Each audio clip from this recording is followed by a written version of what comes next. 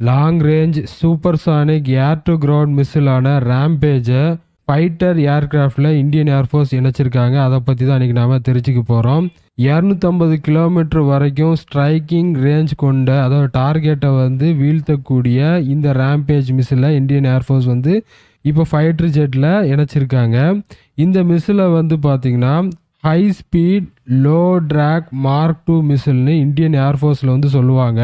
சமீபத்தில் தான் ஈரானை தாக்குறதுக்காக இஸ்ரேலோட ஏர்ஃபோர்ஸ் இந்த மிசிலை தான் அதிகமாக பயன்படுத்தியிருக்காங்க. இந்த ராம்பேஜ் மிசிலை தான் ரஷ்ய தயாரிப்பான Su-30 MKI, MiG-29 அப்புறம் ஜாகுவார் ஃபைட்டரில் வந்து இணைச்சிருக்காங்க. அதே மாதிரி இந்தியன் நேவியோட MiG-29K ஃப்ளீட்லேயும் இந்த ராம்பேஜ் மிசிலை வந்து இணைச்சிருக்காங்க. இந்த மிசிலோட சிறப்பம்சம் என்ன அப்படின்னு பார்த்தீங்கன்னா, 2019 பாலாகோட் ஏர் ஸ்ட்ரைக்கில் பயன்படுத்தின ஸ்பைஸ் 2000 மிசிலை விட இதோட ரேஞ்ச் வந்து அதிகமாக இருக்குங்க.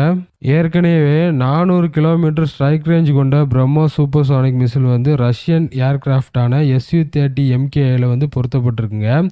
இப்போ ராம்பேஜ் மிசிலையும் சேர்க்கும்போது என்ன ஆகுது அப்படின்னு பார்த்தீங்கன்னா, multiple long range air to ground measles வந்து Su-30 MKIக்கு வரும்போது இந்த ரஷ்யன் ஏர்கிராஃப்டோட ஃபயர் பவர் வந்து அதிகமாக இருக்குங்க. இந்த மிசிலோட அட்வான்டேஜை பார்த்துட்டு IAF வந்து என்ன பண்ணியிருக்காங்க அப்படின்னு பார்த்தீங்கன்னா, ராம்பேஜ் மிசிலை வந்து மேக் இன் இந்தியா ப்ரோக்ராம்குள்ளே கொண்டு வந்து உற்பத்தியை வந்து இந்தியாவிலே உருவாக்கணும் அப்படின்னு சொல்லி எதிர்பார்த்துக்கிட்டு இருக்காங்க. இதே மாதிரி இன்னொரு மிசிலை மேக் இன் இந்தியா இனிஷியேட்டிவ்குள்ளே கொண்டு வரணும்னு சொல்லிட்டு IAF வந்து எதிர்பார்த்துக்கிட்டு இருக்காங்க. அந்த மிசில் என்ன அப்படின்னு தெரிஞ்சுக்கணும் அப்படின்னு நீங்கள் நினச்சிங்கன்னா பட்டனில் அதுக்கான லிங்க் கொடுக்குறேன். அந்த லிங்கை கிளிக் பண்ணி பார்த்து தெரிஞ்சுக்கோங்க. ஏர் டு கிரவுண்ட் மிசிலான ராம்பேஜ் வந்து ஒரு லாங் ரேஞ்ச் சூப்பர்சானிக் மிசிலுங்க.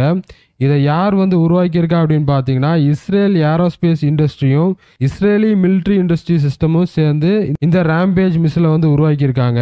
இந்த மிசிலை வந்து என்ன நோக்கத்துக்காக உருவாக்கியிருக்காங்க அப்படின்னு பார்த்தீங்கன்னா, நல்ல பாதுகாக்கப்பட்ட இலக்குகள் சொல்லுவாங்க பார்த்தீங்களா, communication and command centres, air force bases, maintenance centres போன்ற இன்ஃப்ராஸ்ட்ரக்சரை வந்து அழிக்கிறதுக்காக இந்த மிசிலை வந்து உருவாக்கியிருக்காங்க. இந்த ராம்பேஜ் மிசிலோட லென்த் எவ்வளோ அப்படின்னு பார்த்தீங்கன்னா 4.7 மீட்டருங்க. வெயிட் வந்து 570 கிலோகிராமு. ஸ்பீடு வந்து பார்த்தீங்கன்னா ஏற்கனவே பார்த்த மாதிரி சூப்பர்சானிக் ஸ்பீடுங்க. இதோட ரேஞ்ச் வந்து 190 மைல்ஸ்க்கும் மேலங்க.